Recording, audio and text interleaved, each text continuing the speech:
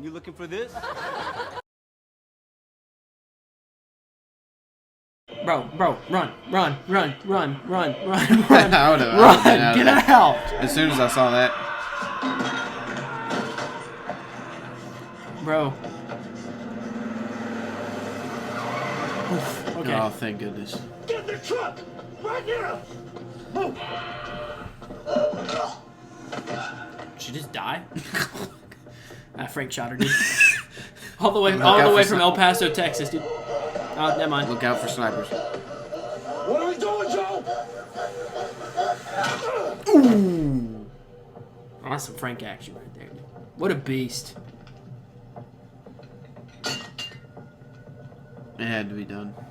Welcome back to BoomShot. I'm Kel. This Yes, is sir. Colby. In a little break from what we normally cover. We're usually covering Marvel, Star Wars, DC. We're covering The Last of Us, right? Yeah, man. And we just finished watching the first episode, and we'll go ahead and give you our thoughts. Okay. All right. So what'd you think about it? And here's one key detail. We've never played the video game. Yeah. Okay. Yeah. And I feel like we might get That's a good preface. Okay. We might get a little bit of flack for that. Yeah. We know it's a legendary video game. We know a little bit about it, especially you know more than me. I've read about it. But I mean, I think there's a lot of people out there too, because this show, I mean, it's got Pedro Pascal. It's gonna be a huge show. Mm-hmm. I think there's a lot of people like us, so maybe you can relate in that you haven't played the game. Yeah. So I mean, this is gonna be our perspective from having not played the game. We don't really know what's going on here. Yeah. So I've never played the game. I've wanted to. I actually own a we haven't owned a PlayStation. That's kind of why we haven't played the game. I own one now, so I might play it eventually. Yeah. But I know, like, from your perspective, I know what happens. Like, I know what's going to happen with all the characters and stuff like that to an extent, like, at the end. You don't know that. No, so it's actually, it's, like, really interesting knowing what I know versus, like, what you know. Yeah, I was sitting here trying to predict stuff, and you're probably like, you're either like, oh, that's dumb, or like, oh. Yeah, I know.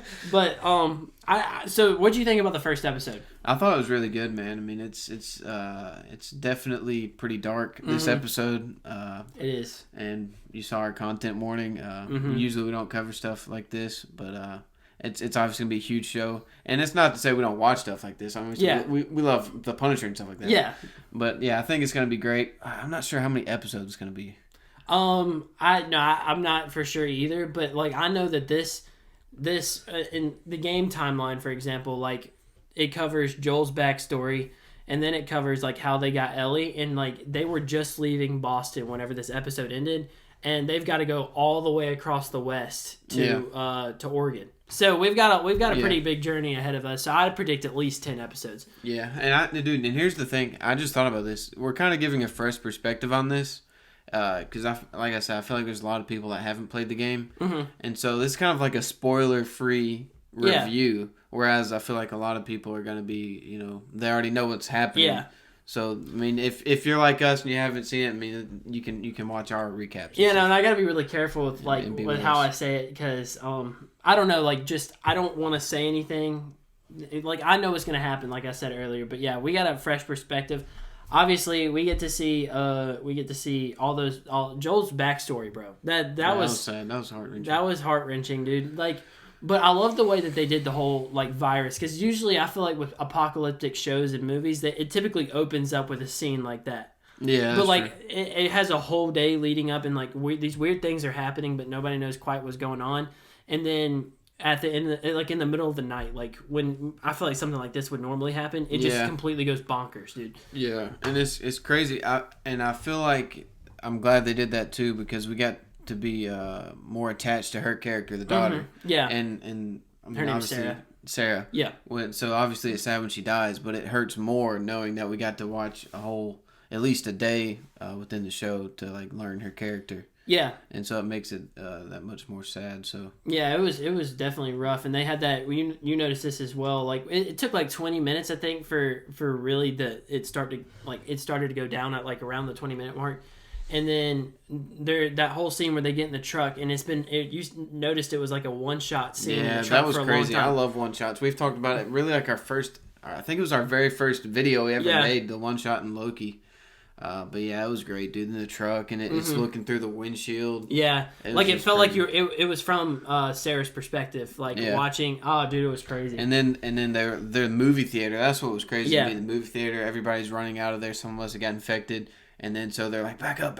And then there's people coming from the other way that go forward. And then you see a plane coming down. Yeah. There's a cop car that runs into somebody. It was just insane. It was crazy. And then, like, I don't think... Obviously, the game did not have that much backstory. I don't know exactly what we know about the backstory from the game, like, because we're coming from having never played the game. But I know it does cover Joel's backstory a little bit, like, in how, like, that Sarah died. I don't know if it covers how she died. But one thing I like is that, like, he has the knife, or not the knife, though. I don't know why I said knife. The watch from that cool. Sarah gave him right before, you know, all that crap went down. But, yeah, it was his birthday, dude. That was crazy. But then, you know, they make it out almost. They're almost out. And then some military soldier stops and is ordered to shoot on sight and kills Ellie. Ellie takes the bullets, really, when you think about it, from Joel. And that's got to be even worse for him because obviously if he knew that was coming, he would have obviously taken the bullets for her. Yeah. So that probably makes her death that much more harder for him. Mm-hmm. Yeah, dude. And then Tommy obviously saves them.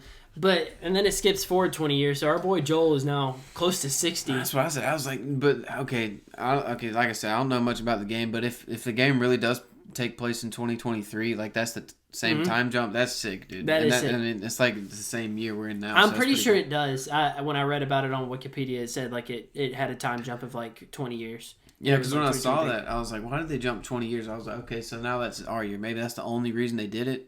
Because I was like, why would they make him that old? But if it's actually what happened in the game, I like that they released it this year. Yeah, and like the fact that he's like a weathered man, which we can talk about for a second. Like obviously Pedro Pascal as Joel was a great casting. Yeah. From like the way the character looks like on the video game, I don't think you could have gotten any more spot on with a guy. And same with Ellie too. Like Ellie looks a lot like her character. Yeah. I'm not really sure if Tess is a new character. I don't remember her at all. Marlene, I don't know if I remember her either.